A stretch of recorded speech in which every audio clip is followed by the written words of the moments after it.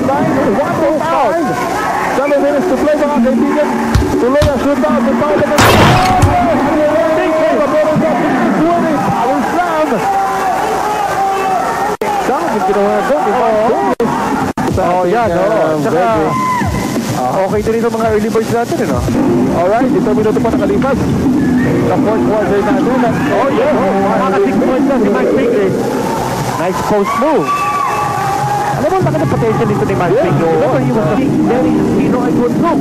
Yung defense na nagbubulat. Ito na naman. Atake na si Mike Pingley. Well, adi na yung shades of Dolly Locsin, ano? Nung bati kapag sama na kasi free throw. Pero siya nakapulot ng offensive rebound. 56% free throw shooter. Ngayon ng dalawa, Kenneth. Sanford, walang mapuntahan. Inagaw! Hinabrot! Ni Mark Pingley. That was it me there. Yes!